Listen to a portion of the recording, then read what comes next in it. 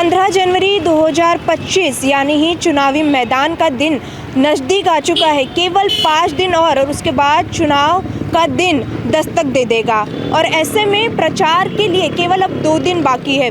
हर पक्ष की ओर से विपक्ष की ओर से डोर टू डोर प्रचार जारी है। पक्ष हो, विपक्ष हो या अपक्ष हो, प्रत्येक पार्टी का, प्रत्येक वर्ग का यही प्रयास है कि ज़्यादा से ज़्यादा प्रचार कर अपने मतदाताओं से वे मतदान के लिए आह्वान करें। ऐसे में आज हम मौजूद हैं प्रभाग क्रमांक 9 से, जहां हमारे साथ प्रभाग क्रमांक 9 से मनीषा सरदारे हमारे साथ जुड़ चुकी है। जानते हैं हम क्या चुनावी एजेंडा लेकर उन्होंने चुनावी हुंकार भरी है। मैडम, आपको सर्वप्रथम हार्दिक स्वागत। क्या चुनावी एजेंडा लेकर आप चुनावी मैदान में उतरी हैं? माझं नाव मनीषा सरदारे आहे आणि मी प्रभाग क्रमांक 9 इथून अपक्ष उमेदवार महिला खुला प्रवर्गमधून मी लढत आहे। माझं शिक्षणच MSW झालेलं आहे। मला लहानपणापासून एक समाजकार्याची तळमळ होती, त्यामुळे मी माझा विषयच समाजकार्य आणि महिला बालविकास ह्या अंतर्गत मी कार्य केलेले आहे आणि पूर्वी पण मी समाजकार्यामध्ये नेहमी तत्पर असते। कुठेही कार्य असले तर मी तत्पर असते। मी ह्या समाजातलीच, ह्या प्रभागातलीच मुलगी आहे आणि मी इथलीच सून आहे, त्यामुळे इथल्या ज्या टप्प्याटप्प्यातल्या समस्या आहेत त्या माझ्या कुठे लपलेल्या नाही आणि आम्ही कुठून मोठ्या पदावरून आलेलो नाहीत। आम्ही इथलेच आहोत, जमिनीपासून जुळलेले आहोत, स्थानिक आहोत, चारही जण आम्ही इथलेच आहोत। त्यामुळे इथे काय समस्या आहे हे आमच्या लक्षात येते आणि मी जेव्हा आता रॅली दरम्यान जेव्हा मी फिरत आहे तेव्हा मला प्रत्येक टप्प्यामध्ये, प्रत्येक प्रभाग एरियामध्ये भरपूर समस्या आढळत आहेत। जसा चेंबरच्या, ड्रेनेजच्या, ह्या प्रत्येक समस्या हे आमचा हक्क आहे, सोडवण्याचा हा हक्क आहे। हे असं नाही की तुम्ही करून द्याल, हे कराल, हे नाही, हा आमचा हक्क आहे आणि आम्ही तो मिळवूनच ठेवणार। तर मला हेच म्हणायचं आहे, प्रभागातील प्रत्येक उमेदवाराला तुम्ही एक चांगला व्यक्ती म्हणून निवड करा की तो तुमचा विकास करेल, तुमच्या एरियाचा विकास करेल। तुम्ही म्हटलं मॅडम की तुम्ही एक समाज कार्यकर्ता आहात, तर तुम्ही याआधी कोणते कार्य केलेले आहेत? समाजकार्य म्हणून मी महाविद्यालयातून माझी डिग्री तर झालेली आहे, पण मी माझा फील्डच समाजकार्याची होती। त्याच्यामध्ये मी काउन्सिलिंग करणं, गरिबांना हे जे आहेत डोळ्याचे हॉस्पिटलमध्ये वगैरे कॅटरॅक्ट ऑपरेशनसाठी काउन्सिलिंग करून आणणे, एकत्र करणे, म्हणजे मी जॉबच केलेला आहे तो। हे माझं कार्यच होतं आणि आता पण मी मार्केट रिसर्चमध्ये सर्वे आहे आणि मी डोर टू डोर घराघरात जाते।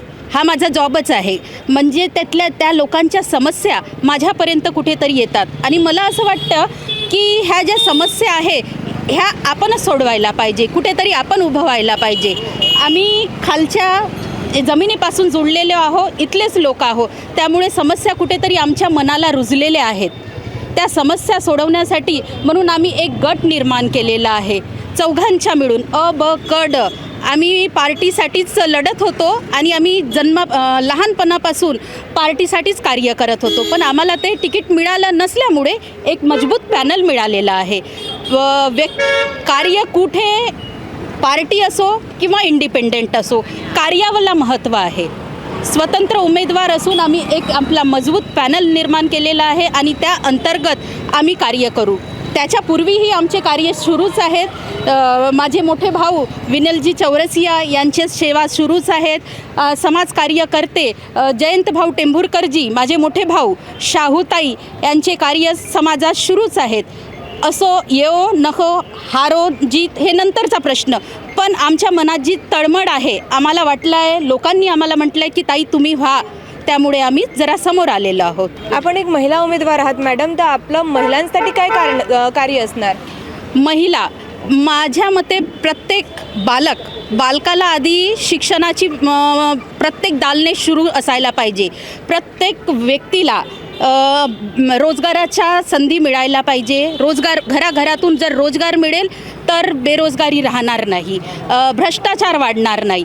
तर आणि प्रत्येक महिलांनी शिकायला पाहिजे, मुलांना घरी शिकवायला पाहिजे, त्यामुळे आपला रोजगार आपोआप होईल आणि भ्रष्टाचार वाढणार नाही। काय वाटते तुम्हाला येणाऱ्या 15 जनवरी 2026ला तुम्ही भरघोष मताने विजयी होणार, म्हणजे तुमचा प्रतिसाद कसा आहे जनतेकडून? बिलकुल बिलकुल आम्हाला सर्वीकडून प्रेम मिळतच आहे. आम्ही 4 टप्प्यातून आपला प्रभाग भरपूर मोठा आहे. 4 टप्प्यामधून 4 उमेदवार आहोत आणि 4 लोकांना आम्हाला लोकांचा भरपूर प्रेम मिळत आहे. आणि फक्त एवढंच आम्ही चाहतो की त्यांनी योग्य उमेदवार निवडावा आणि असा उमेदवार निवडावा की ज्याचा त्यांच्या पूर्ण प्रभागाचा विकास होऊ शकेल, डेव्हलप होऊ शकेल. त्या ज्या शासनाच्या सुविधा आहेत त्या त्यांच्यापर्यंत यायला पाहिजे.